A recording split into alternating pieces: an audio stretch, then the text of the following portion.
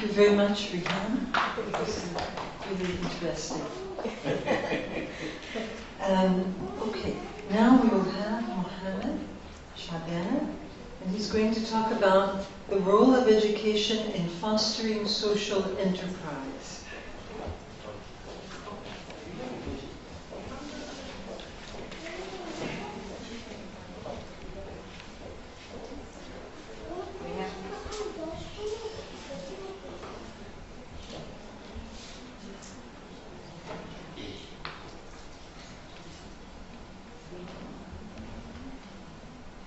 Hi everybody.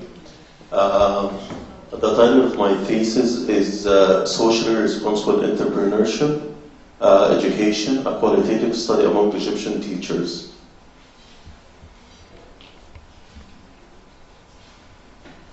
Why socially responsible entrepreneurship? Because of the current market ethics, which I don't support, same as Dr. Malak. A disagreement over the term social entrepreneurship. That's why I'm using socially responsible entrepreneurship to include all entrepreneurial activities that has a social dimension. Inclusion of more entrepreneurial activities and long-lasting existence of world problems require entrepreneurs who consider the social dimension. And I mean by the social dimension, the environment, society, and everything. So why socially responsible entrepreneurship education in the faculties of education? Because if we want to raise a generation of socially responsible entrepreneurs, then we have to prepare our teachers to do that. So does it exist in the faculties of education? So preparing teachers who can raise a generation of active citizens, because socially responsible entrepreneurship is related to active citizenship. Preparing teachers who can become socially responsible entrepreneurs themselves, and that's very important because, as you know, in Egypt, we spend like 20 billion on private tutoring because that's their income, like that's the teacher's income.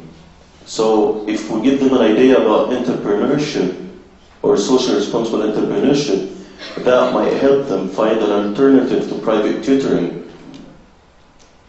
Because I consider private tutoring, if we consider entrepreneurial, it represents wild capitalism, and it has many negative consequences, and maybe the teachers are not aware of, so we need to give them an alternative. And also preparing teachers who can be socially responsible entrepreneurs, and I mean by that within the schools. They need to do something. They need to be active within their schools. And I would like to quote Dr. Malak here. A paradigm shift is needed in the field of education in order to enable youth to acquire the skills of social entrepreneurship. They should be able to actively reconstruct the economic systems in a way that situate the welfare of human beings and societies above all other priorities.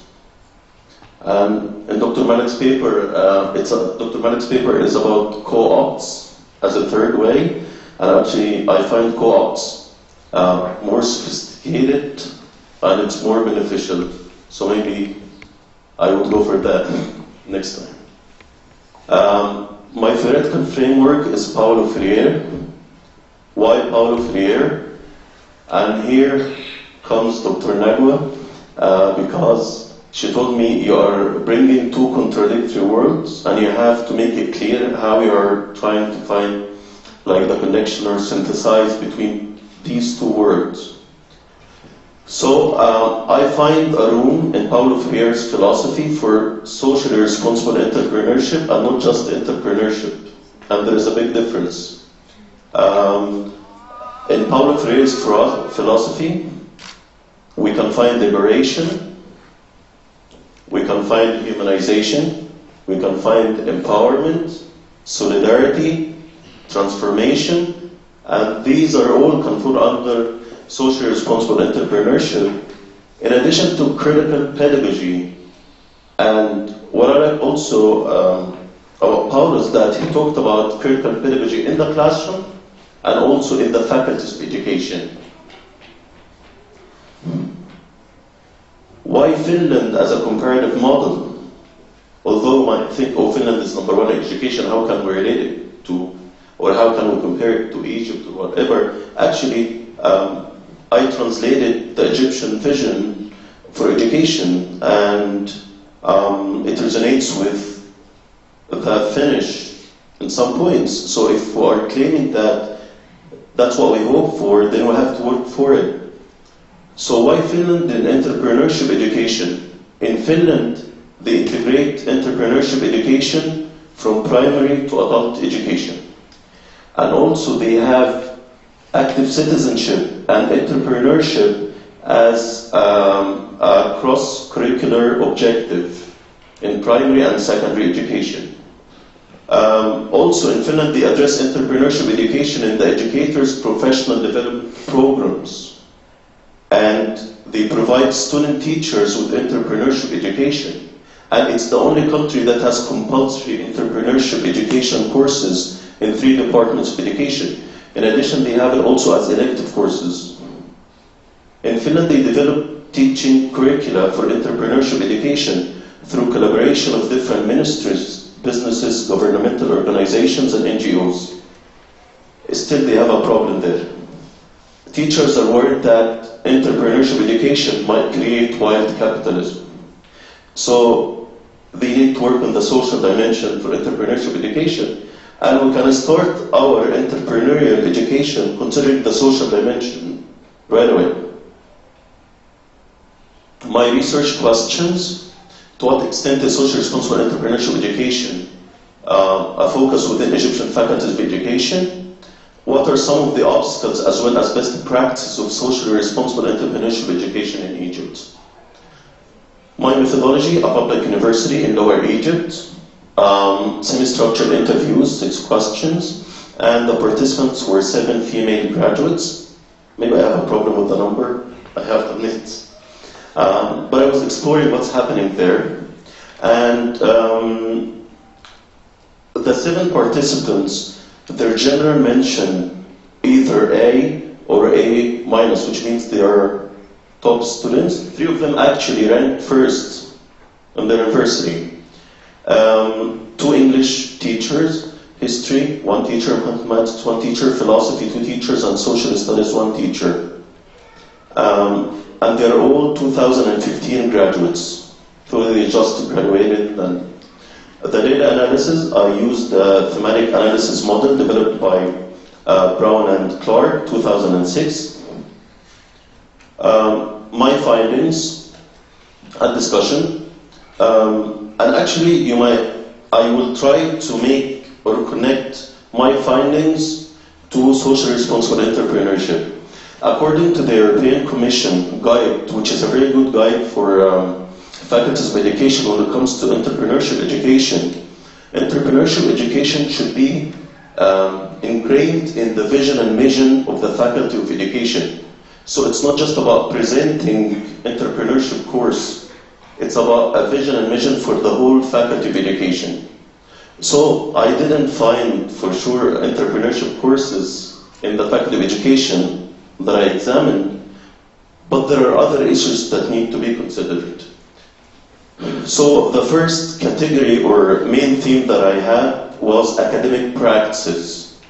And I had 4 sub-themes: the fear of questioning, academic papers, attendance policy, and practice teaching methods. So for the fear of questioning, 4 out of 7 expressed the fear that they felt towards the professors, as they had the authority to fail them. And here we can relate the fear to entrepreneurship education, because when it comes to entrepreneurship education, you need to take risks, you need to be creative, curiosity. This is all suppressed by the fear element. And I can support this by the failure of fear and the control of the professors over the grades by a recent case in Alexandria Court, that rejected the case that was filed by 4 students in the Faculty of Law who requested the recorrection of the papers, and this was refused, and the students had to pay the legal fees. Number 2, the second sub-theme is academic papers. 4 consider the internet their first choice. And if you ask them about, okay, how do you evaluate the source? They say if it's a PDF file, we trust it. Just because it's PDF, then it's trustful. And that's an issue, like evaluating the sources that they're using. 2 submitted papers from the internet as they are, and they admitted that, and they got the grade. So here it comes research and the importance of research, which fosters critical thinking and all that for entrepreneurship education. Attendance policy and its effectiveness. 6 mentioned that there were students who didn't attend regularly, especially in the specialization courses. So if you have student teachers who don't attend, how can we develop them? So attendance is very important in the faculty of education. And 3 said that absent students depended on transcribed lectures, which are sold outside the university. And Dr. Gabriel Nassar just raised this issue, and he said we won't have this from next year. And this decision wasn't welcomed by the Minister of Higher Education. And he said that it's very difficult to implement. And by the way, the Minister of Higher Education, the current one, is the 11th since the revolution. For the practice teaching methods and desired ones, lecturing was dominating, especially the specialization courses. Students like practicums very much, and they said we were practicing what we're learning, so actually they are willing to practice, but they're not maybe given enough chance. And 5 of them expressed what I can call the one-time experience. Like, we had a professor in the 4 years who gave us the chance to design the curriculum. We had a professor in the 4 years who gave us the chance to prepare for a class. So there is no consistency, and that's an issue from my point of view. So the second main theme or category is social interactions. For school-based practicums, like practicums in school, there was discrepancy in the nature and frequency of visits of supervisors, professors, and like there is a lot to say here, but there is no time. And the 7 students were not assigned any school task other than giving classes.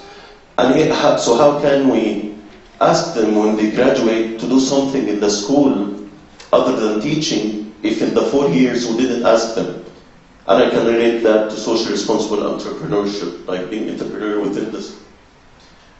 The social dimension in academic discussions also, that was totally neglected, like no discussion for social, economic, environmental topics in the 4 years, except for the elective course, which is environment. It's called environment, and it falls under culture courses. And they study the environmental like pedagogy just for 1 semester, and that's it. They also have another interesting course, which is human rights. But it's marginalized in the grading system.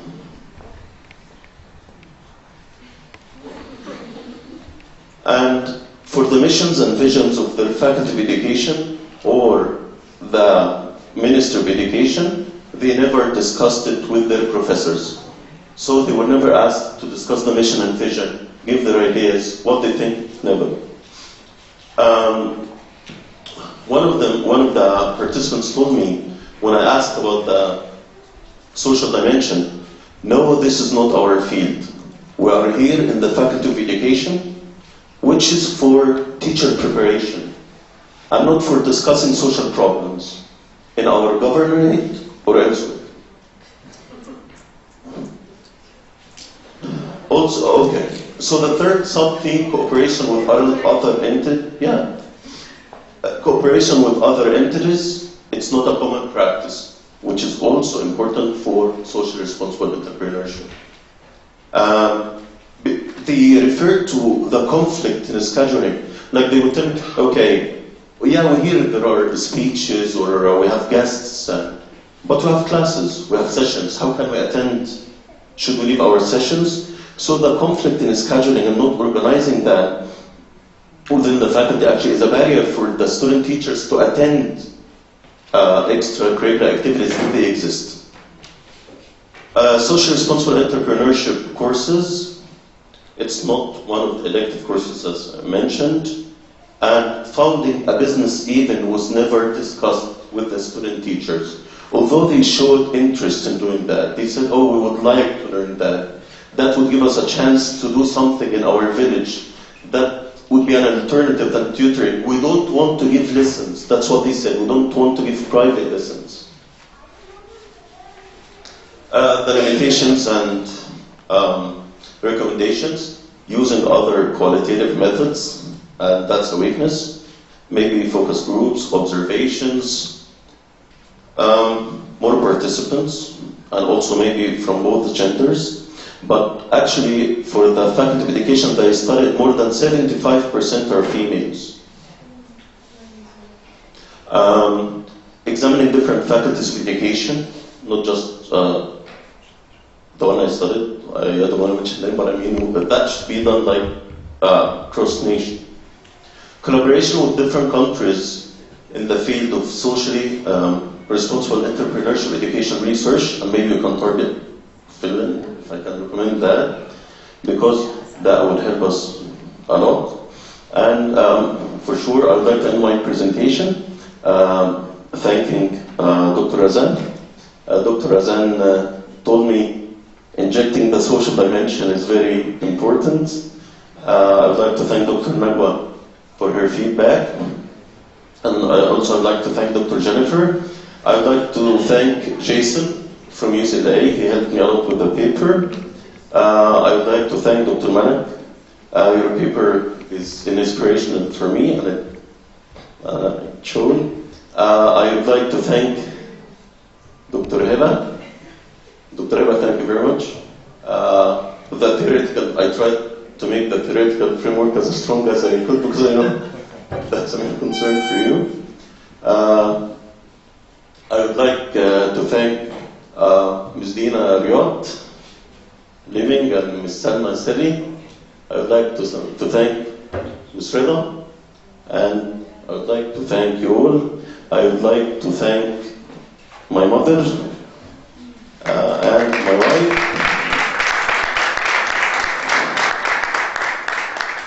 And forgive me if I forgot to thank anyone. Thank you very much.